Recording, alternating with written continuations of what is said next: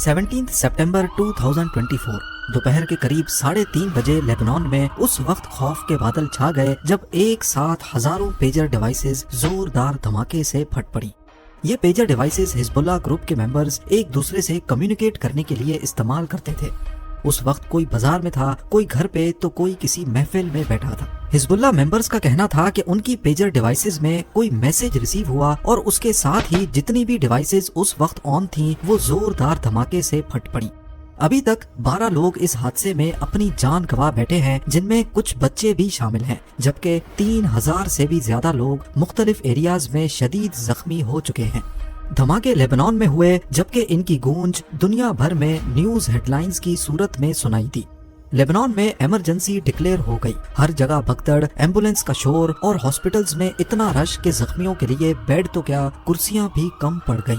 अभी ये मामला थमा ही नहीं था, हालात काबू में आए ही नहीं थे कि अगले दिन 18 सितंबर 2024 को हिजबुल्लाह के हैंड हेल्ड रेडियो सेट्स भी एक साथ धमाके से फट पड़े।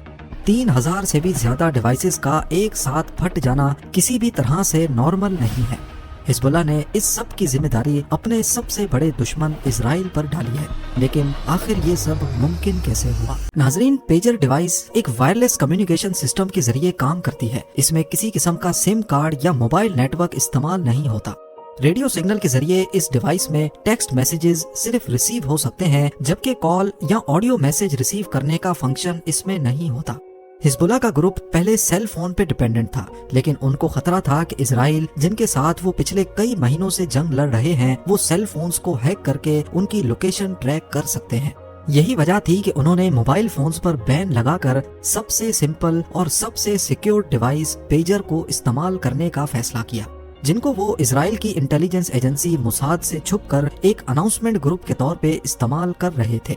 इस अनाउंसमेंट ग्रुप में इम्पोर्टेंट अपडेट्स एक साथ सबको रिसीव हो जाती थी। तमाम पेजर डिवाइसेस एक पेजर नेटवर्क के साथ कनेक्टेड होते हैं। जब भी कोई मैसेज भेजना हो तो पहले वो पेजर नेटवर्क पे जाता है और फिर उस नेटवर्क से कनेक्टेड दूसरे जितने भी पेजर होते हैं उन तक ये मैसेज पहुंच जाता है। जब सिग्नल पेजर तक पहुंचता है तो पेजर अपने यूनिक आइडेंटिफिकेशन कोड के साथ सिग्नल को चेक करता है। अगर सिग्नल मैच करेगा, उसी सूरत में पेजर मैसेज को एक्सेप्ट करता है। अभी तक बताया जा रहा है कि 3000 से भी ज्यादा पेजर्स फट चुके हैं, जिनमें से ज्यादातर सदरन लेबनान यानी कि इजराइल लेबनान बॉर्डर के करीब फटे हैं। इस हमले में जहां हिजबुल्लाह के हजारों लोग जख्मी हुए, वहीं ईरान के एम्बेसडर मुज्तबा अमानी की भी जख्मी होने की रिपोर्ट्स मिली है। हिजबुल्लाह का कहना है कि इस काम के पीछे इजरायली इंटेलिजेंस एजेंसी का हाथ है, जबकि अभी तक इजराइल ने पेजर ब्लास्ट के हवाले से अपनी राय नहीं दी। पर आखिर इतने सारे पेजर्स में ऐसा भी क्या लगाया गया था और किसने लगाया? फटे हुए एक पेजर की फोटो में देखा गया तो इसके पीछे Taiwan based gold Apollo company का नाम लिखा था, लेकिन गोल्ड अपोलो का कहना है कि उन्होंने ये डिवाइसेस मैन्युफैक्चर ही नहीं की, बल्कि उन्होंने BAC नाम की कंपनी को अपना ब्रांड नेम इस्तेमाल करने की परमिशन दी थी। अगर ये काम प्रोडक्शन लेवल पे किया गया है, यानी डिवाइसेस मैन्युफैक्चर करते वक्त ही इसमें एक्सप्लोसिव सिस्टम इंस्टॉल किया गया है, तो इसका मतलब काफी पहले से इसकी प्लानिंग हो रही थी। हिजबुल्लाह का कहना है कि उन्होंने करीब 5000 गोल्ड अपोलो पेजर्स ऑर्डर किए थे, जो कि 2024 की शुरुआत में लेबनान पहुंचे। गोल्ड अपोलो के फाउंडर सू चिंग क्वांग का कहना है कि जो पेजर्स फटे हैं उनकी मैन्युफैक्चरिंग ताइवान में नहीं हुई, बल्कि BAC कंपनी ने इसकी मैन्युफैक्चरिंग की है। 产品里面来讲的话，没有我们在这3年出货给他的。你了解吗？这不是我们生产，没有一台是出货。पहले उन्होंने इस कंपनी की लोकेशन बताने से इनकार किया, लेकिन मामले की नजाकत को देखते हुए उन्होंने बताया कि ये हंगरी के कैपिटल बुदापेस्ट की एक कंपनी है। पेजर का ये खास मॉडल AR924 था, जो गोल्ड अपोलो के मुताबिक हंगेरियन फर्म BAC ने मैन्युफैक्चर किया। इसका डिजाइन, इसके फंक्शंस और इसकी सेल सब कुछ इसी फर्म ने की, सिर्फ नाम गोल्ड अपोलो का इस्तेमाल हुआ। गोल्ड अपोलो के फाउंडर का कहना था कि करीब 3 सालों से ये कंपनी उनकी पार्टनर है, पर एक बात पर उनको भी हैरानी है कि ये है तो हंगेरियन कंपनी, लेकिन इनकी पेमेंट्स मिडिल ईस्ट से आती हैं। BAC कंसल्टिंग की वेबसाइट, जो कि अभी खुल नहीं रही, उसमें भी लिखा था कि ये टेलीकम्युनिकेशन प्रोडक्ट्स में डील करते हैं और ये पिछले 10 सालों से इस बिजनेस में है। हंगरी में इस कंपनी की रजिस्ट्रेशन चेक करने पर मालूम पड़ा कि BAC नामी ये company electronic medical devices, electronic parts और साथ साथ ऑयल और गैस की फील्ड्स में भी काम करती है। اب اتنا سب کچھ کرنے والی کمپنی ظاہر ہے کافی بڑے لیول پہ پھیلی ہوگی، لیکن ایسا نہیں ہے۔ جرمن نیوز ایجنسی DW نے جب BAC کے رجسٹرڈ شدہ آفس ایڈریس کو وزٹ کیا تو یہ ایک چھوٹا سا گھر تھا جس کے باہر ایک A4 پیپر چپکا ہوا تھا۔ اس پیپر پہ دوسری کمپنیز کے ساتھ BAC کنسلٹنگ کا نام بھی لکھا ہوا پایا گیا۔ بلڈنگ میں موجود لوگوں سے پوچھا گیا تو ان کو بھی اس کمپنی کے بارے میں کوئی علم نہیں تھا۔ اب ایسا سمجھا جا رہا ہے کہ یہ ایک شیل کمپنی ہے، یعنی وہ کمپنی جو کسی خاص کام کے لیے نہیں بلکہ انلیگل ایکٹیویٹی یا اوپر سے کچھ اور پیچھے کچھ اور کام کرنے والی کمپنی ہے۔ کمپنی کے فائنینشیل ریکارڈز کی جانچ کی گئی تو معلوم پڑا کہ BAC نے حال ہی میں 18 ملین ہنگیرین فورنٹس کا پروفٹ بھی ڈکلیئر کیا ہے، جو کہ قریب $51,700 بنتے ہیں۔ جب لیبنان میں پیجر دھماکوں نے تباہی مچائی اس وقت BAC کی ویب سائٹ کھل رہی تھی، لیکن کچھ دیر کے بعد اس میں ایرر آنے لگا کہ جیسے اس کا ایکسس جان بوجھ کر بند کیا گیا ہو۔ آفیشیل ریکارڈز میں BAC کی CEO کرسٹینا برسونی ارچیاکونو نامی خاتون ہیں، جو 2016 سے ہی کمپنی کے ساتھ ہیں، جبکہ کمپنی کے مالک کا نام برسونی ارچیاکونو بتایا جا رہا ہے۔ نام کے حساب سے ان دونوں کا ہسبینڈ وائف کا رشتہ لگتا ہے۔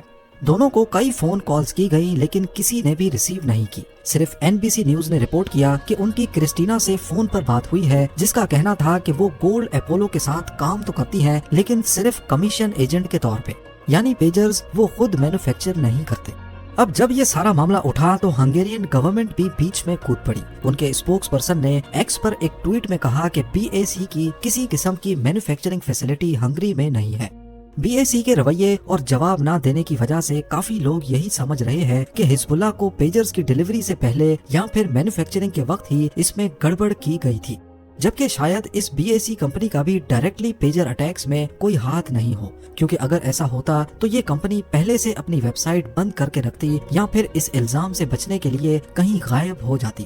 ایسا بھی پاسبل ہے کہ اس کمپنی کو بھی یوز کیا گیا ہو۔